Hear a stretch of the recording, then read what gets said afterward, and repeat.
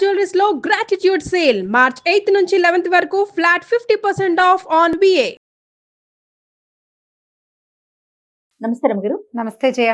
రమగారు, చద్దన్నం summer వచ్చేసింది. వేసవికాలం అనగానే చక్కగా నైట్ వండుకున్న అన్నాన్ని పొద్దున్నే తినటం, లేకపోతే అన్నాన్ని పాలు పోసి పెరిగేసి తోడేసుకొని తినటం మనం చాలాసార్లు మాట్లాడుకున్నాము. కాకపోతే మళ్ళీ సమ్మర్లోకి వచ్చాం కదా, ఇంకొకసారి మాట్లాడుకుందామండి. సద్దెన్నాల బ్యాచ్ అని ఎక్కిరింతల పర్వంలో ఉండేదమ్మా. అవును రమ్మగారు, కానీ ఇప్పుడు మహా అమెరికాల్లో కూడా సద్దెన్నం అమ్ముతున్నారు. మహాప్రసాదం కింద మరి. సద్దెన్నం తిన్న వాళ్ళే ఆరోగ్యంగా ఉన్నారు, వాళ్ళే ఎక్కువ కాలం గట్ హెల్త్ తోటి ఉంటారు. సద్దెన్నం తోటి వడగొట్టదు, ఎదుగుదల బాగుంటుంది, పిల్లలు బలంగా ఉంటారు. బోల్డ్ ఉన్నాయి దానికి. బలంగా అంటే లావుగానా, ఎక్కువ స్ట్రాంగ్ గా ఎక్కువ పని చేయగలుగుతారమ్మా. ఎక్కువ పని చేసే క్షమత కలిగి ఉంటారు. నీ పాలతోటి వాటితోటి ఏం రాదంతా. ప్రోబయోటిక్స్ అంటారు, సద్దెన్నంలో బి కాంప్లెక్స్ వస్తుందంటారు, ప్రోబయోటిక్స్ అంటారు. నీకు సమస్తమైన అనారోగ్యాలకి మూల హేతువు పొట్ట, ఆరోగ్యానికి మూల కారణం పొట్టే. గట్ హెల్త్ బాగుంటాయి, అన్ని బాగుంటాయి, అన్నీ బాగుంటాయి. నీకు పొట్టలో గడబిడగా ఉంది, బ్రెయిన్ ఏం పని చేస్తుంది? పొట్టలో బాగులేదు, నువ్వేం నడుస్తావు, ఏం తిరుగుతావు, ఏం పని చేస్తావు, ఏమీ చేయలేవు. పొట్ట చక్కగా స్థిమితంగా ఉంది, నువ్వు ఆలోచించగలుగుతావు, పని చేయగలుగుతావు. ఆ పొట్ట బాగుండాలంటే ఏం కావాలి? దానికి సరిపడా సరైన ఆహారం కావాలి. నువ్వేదో తీసుకుంటావు, సమతుల ఆహారం అవి ఇవి బోల్డన్ ఉన్నాయి కదా. ఇంత ప్రోటీన్ తీసుకోవాలి, ఇంత ఐరన్ కావాలి, ఇంత దేవటో కావాలి, అందులో జింక్ కావాలి, కాపర్ కావాలి, బోల్డ్ చెప్పుకుంటాం కదా. వీటన్నిటితో పాటు పురాతన పద్ధతుల్లో కూడా కొంత ఆహారాన్ని ఇచ్చే అలవాటు ఉంచుకుంటే హ్యాపీగా ఉంటుంది. మనం మామూలుగా చూడు, సద్దన్నం తిన్నమ్మా మొగుడాకలి ఎరగదంటారు. పట్టింటుగా ఉంది ఆకలి. ఇప్పుడు మనకు ఆకలిస్తుంటే మొగుడు నాకే ఆకలిస్తుంది, ఆయనకి ఎలా ఉందో అనిపిస్తుంది. ఆకలిస్తుందంటే అందరికీ ఆకలిస్తుంది. నా పొట్టలో చల్లగా ఉంటే అవతల వాళ్ళ ఆకలి నాకేమర్థం అవుతుంది? అంతే కదా. పొట్ట అంతా చల్లగా ఉంటుంది, మొగుడు ఆకలి కూడా ఎరగనట్టుగా చేసి. ఇంకా ఉన్నాయి సామెతలు, ఏమిటది, పెద్దల మాట సద్దెన్నం మూట. అది ఓకే, తెలుసు నాకు.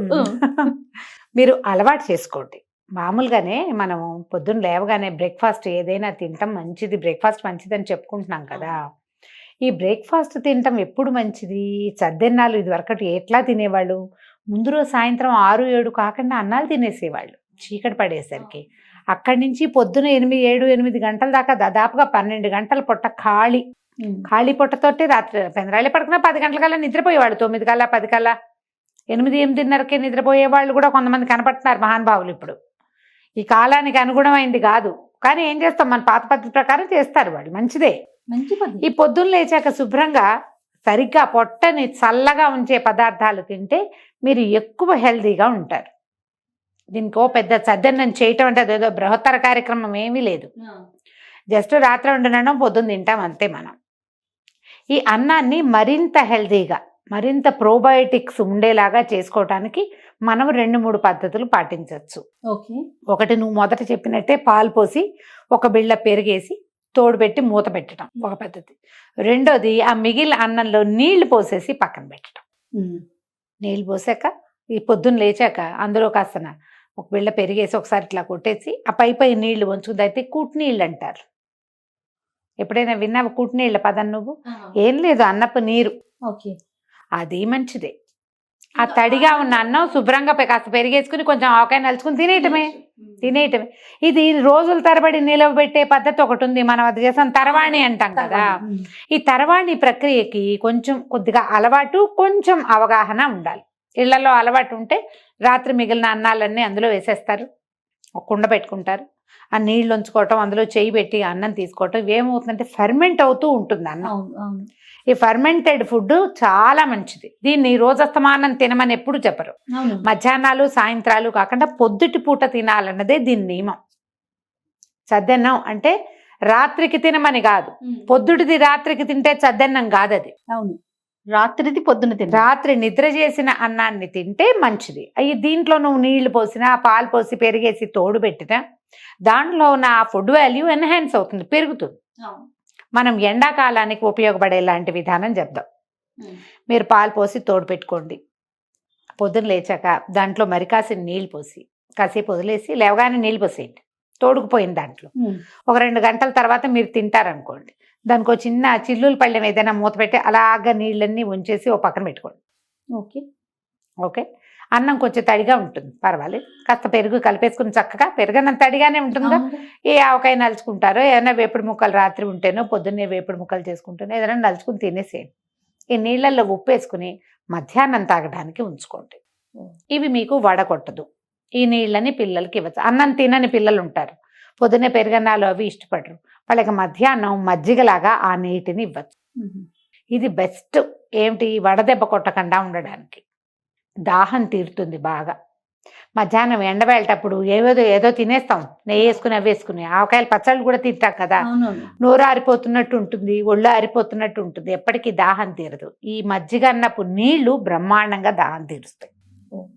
అన్నంలోనే నీళ్లు పోసి పక్కన పెట్టుకోండి, పొద్దున అన్నం తినేసేయండి. ఆ నీటిని మధ్యాహ్నం తాగొచ్చు. చిన్నగా పులుపు వస్తుంది, చాలా కొంచెం, ఎక్కువ రాదు. మధ్యాహ్నానికి, పొద్దుటికి మధ్యాహ్నానికి రుచి వాటంతట అవే మారుతాయి. చిన్న పులుపు ఫెర్మెంట్ అవుతుంది, చాలా మంచిది. మీకు అలవాట్లేదు, నాకు అలవాట్లేదు అంటారు. ఏం అలవాటు ఉన్నాయి మనకి ముందు? అదే కదా, ఏదైనా మనం నేర్చుకున్నదే కదమ్మా. కానీ ఇది మన తాత ముత్తాతల కాలం ఉంది కదా. అది ప్రధానమైనది ఏంటంటే, మనం వరి పండించే ప్రాంతాలలో ఉన్న వాళ్ళందరికీ మన జీన్ లెవెల్లోనే అది ఉన్నది. అన్నం తింటాం, పొద్దున్నే అన్నం తింటాం, సద్దన్నం తింటాం, నిలవబడిన ఆహారాన్ని తింటాం అనేది మన జీన్ రిలీజ్ చేస్తుంది తప్పకుండా. మనం ఈ చపాతీలు తినే దేశంలో పుట్టేమనుకో, మనకి ఈ అన్నం పడదు గ్యారంటీగా. మనకి రొట్టెలు పడనట్టే అంతే. మన దగ్గర చపాతీలు పడని వాళ్ళు ఎక్కువ మంది ఉంటారు చూడు. అవును, అన్నం పడని వాడు ఎవడైనా కనపడతాడమ్మా? అసలు కనిపించరు. ఎందుకంటే మన జీన్ లో కూడా అది ఉంది కాబట్టి మీరు ఏం అనుమానం పడక్కర్లేదు. ఈ మార్నింగ్ బ్రేక్ఫాస్ట్ల బదులు మీరు ఈజీ మెథడ్ ఒకటి చెయ్యండి. రాత్రిపూట ఇది పాలు పోసి తోడు పెట్టుకున్నాం, కొంచెం మరి కాసిన పాలు పోసినా పర్వాలేదు, కాసిన పాలు ఏమంటే ఉన్న వరకు పోసుకోండి. పొద్దున మళ్ళీ ఇంకో బిళ్ళ పెరిగేసుకోండి. అదంతే అన్నం ఉందనుకోండి. ఓ క్యారెట్ కోరి అందులో కలపండి, కీర సన్న ముక్కలు చేసి అందులో వేయండి, ఉల్లిపాయ సన్న ముక్కలు చేసి వేసుకోండి. అది ఎంత అవుతుంది? ఇంత అయిపోతుంది పదార్థం. ఏవైనా మొలకలు తెచ్చిన పెసలు కానీ శనగలు కానీ మీ దగ్గర ఉంటే, ఇంట్లో ఉంటే, అవి కూడా పడేసుకోండి అందులో. శుభ్రంగా 2 భాగాలు చేసి వైఫ్ అండ్ హస్బెండ్ తినేయండి. పొట్ట ఫుల్గా ఉంటుంది మీకు. అన్నంతో పాటు పచ్చికూరలు వెళ్ళినాయా, ఒక రకమైన డైటింగ్ అయింది, స్టమక్ ఫిల్లింగ్ అయింది, హెల్దీ బ్రేక్ఫాస్ట్ అయిపోయింది. మధ్యాహ్నం దాకా మీ పొట్ట కదలదు, హాయిగా ఉంటుంది స్థిమితంగా. ఒక్కసారి అలవాటు చేసుకున్నారా, ఎక్కడికి వెళ్ళినా సుఖంగా ఉంటారు. ఎవరింట్లో అయినా అన్నం ఉంటుంది. అంతేగా. చపాతీలు ఇడ్లీలు అవే తినాలన్న నియమం లేనేలేదు. ఇడ్లీ చపాతీ దోశ వ్యవహారం కూడా మనం ఒక 50-40 ఏళ్ళ నుంచే వచ్చినాయి మనకి. అంతకుముందంతా చద్దెన్నాలు పేచే. మేము అన్నం తిని స్కూల్కి వెళ్ళటం నా పూర్తిగా తెలిసే నాకు. నా తర్వాత చాలా 3-4 తరాల పాటు అన్నాలే తిన్నారు. మా పిల్లల్ని కూడా మరీ చిన్నప్పుడు కాదు, కొంచెం పెద్ద వాళ్ళకి శుభ్రంగా తింటాం వచ్చాక రోజు పప్పన్నం, చారన్నం, పెరుగన్నం అంతే. వేడివేడన్నం కూడా పెట్టేసేయచ్చు. కానీ ఈ చద్దన్నం ఎండాకాలం కనుక మనం ఇది పెడితే పిల్లలకి వడకొట్టకుండా ఉంటుంది. ఈ అలవాటు ఉంటే సంవత్సరం అంతా మనం తినచ్చు. వర్షాకాలం తినకూడదు, శీతాకాలం తినకూడదు చద్దన్నము, ఈ ఆలోచన ఉంటుంది చాలా మందికి. నాకు కూడా ఉంది, నేను చెప్తా దాని మీద కూడా. మనకి వాతపు బాధలు ఎక్కువగా ఉన్నాయి ఒంట్లో, అంటే తరచుగా కాళ్ళ నొప్పులు, నిప్పులు, కీళ్ళ నొప్పులు, ఊరికే జలుబు చేసే గుణం, సైనసైటిస్, ఇలాంటివి ఉన్నవాళ్ళు శీతాకాలం, వర్షాకాలం చద్దన్నాలు తినకూడదు. వాళ్ళకి ఒంటి బాధలు పెరుగుతాయి. డయాబెటిక్ వాళ్ళు కూడా రైస్ తినరు. ఈ రైస్ బ్రౌన్ రైస్ అయితే పర్వాలేదు, మన అన్నం ఇంతే ఉంటుంది, కూర ముక్కలు ఎక్కువ వేస్తాం మనం, అవన్నీ మనకు అవసరమే కదా. ఇంత అన్నం ఎవ్వరూ తినలేరు పొద్దుటిపూట, అంతే తింటాం. దీన్ని పెంచుకుంటాం మనం, ఉల్లిపాయలు వేసుకుని, కాస్త కరివేపాకు, మన కీర వేసుకుని, క్యారెట్ వేసుకుని, అలా ఏమైనా వేసుకుని పెంచుకుంటాం అంతే. ఈ ప్రత్యేక బాధలు ఉన్నవాళ్ళు, కడుపుతో ఉన్నవాళ్ళు, ప్రెగ్నెంట్ లేడీసు, చంటి పిల్లలకి పాలు ఇచ్చేవాళ్ళు తినకపోవటం మంచిది. ఎందుకంటే వాళ్ళకి వాతపు బాధలు పెరిగే అవకాశం ఉంది కాబట్టి. ఇది తప్ప మిగిలిన వాళ్ళందరూ శుభ్రంగా తినచ్చు. 1-2 రోజులు చేసి చూడండి. దాంట్లో కొంచెం ఉల్లిపాయలు వేసుకుంటే పిల్లలు కూడా తినబుద్ధి అవుతుంది, కొరుక్కుని తింటారు. ఉల్లిపాయ, పచ్చిమిరపకాయ నోటికి తగులుతా ఉంటే టేస్ట్ గా ఉంటుంది. ఆవకాయ లాంటివి నలుచుకోవచ్చు. తీయావకాయలు అవి మహా బాగుంటాయి. ఇందులో తీపావకాయ ఉంటే, చద్దన్నలో తీపావకాయ ఎక్సలెంట్ గా ఉంటుంది.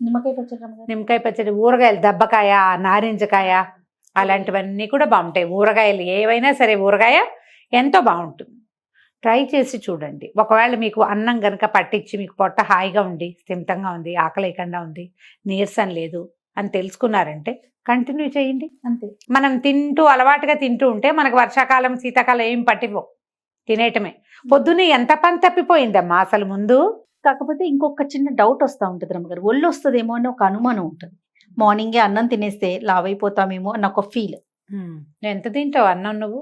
అంటే నా సంగతి కాదు, అసలు చద్దన్నం అంటే నేను చెప్తూనే ఉన్నాను, అదే, ఇంత తినం. ఎంత తింటా? మనం తినేది ఇంత. ఈ ఇంతకే వస్తుందా? నీ ఇడ్లీలో నెయ్యి వేసుకోవా నువ్వు? ఖచ్చితంగా. అయ్యో, వేసుకుంటావు. నెయ్యి లేకుండా అసలు కుదరదు.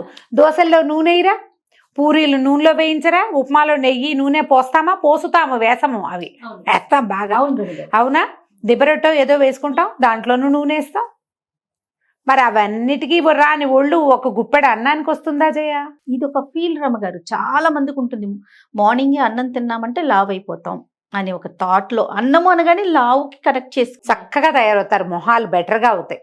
మీకు పడదు అని ఒక అనుమానం ఉంటే ఇంకోటి చేయొచ్చు. ఇందులో సొంటి పొడి కలుపుకోవచ్చు. సొంటి మనం వేయించి పొడి చేసుకుంటామా, మన వీడియోల్లో ఉన్నాయి చూడండి, హౌ టు మేక్ సొంటి పొడి. నేను కూడా వస్తాను అందులో. ఈ సొంటి పొడి వేసుకుంటే కనుక వాతం చేయకుండా ఉంటుంది. పెరుగన్నం వాతం చేసింది అనుకుంటారు కొంతమంది, చలవా జలుబు చేసింది అని. ఆ లక్షణం పోతుంది, పోసుకోకూడదు. అది కూడా కొంచెం వేసుకోవాలి. ఒక అలవాటు చేసుకుని చూడండి. మీరు ఇప్పుడు ఇది కనుక అన్నం తిన్నారంటే హాయిగా బ్రేక్ఫాస్ట్ పని లేదు. ఇడ్లీలా, చపాతీలా, దోశలా, ఈ రోజు ఏమిటి, దీంట్లో చట్నీ ఏమిటి, పొడి ఏమిటి, అదేమిటి, ఇదేమిటి, ఏమీ లేవు. శుభ్రంగా ఇంటిల్పాతి తలా గుప్పెడు అన్నం తినేయటం, జామని వెళ్ళిపోవటం. మీరు రాత్రి అన్నం తినరు, రాత్రి రొట్టెలే ఏవో తింటారు, టిఫినే తింటారు. అప్పుడు సరిపోతుంది. అప్పుడు ఈ అన్నం వండుకుని ఉంచుకొని సరిపోయిందిగా, అప్పుడు అంతే, సరిపోతుంది కదా. ఆలోచించండి. లేదా ఇప్పుడు ఇవన్నీ మేమేం చేయమండి అంటే కేవలం ఎండాకాలం వరకు అయినా కూడా కనీసం సద్దన్నం తినండి, వడ కొట్టకుండా ఉంటుంది మీకు. ఓకే రమ్మగారు, నమస్తే. నమస్తే జయ.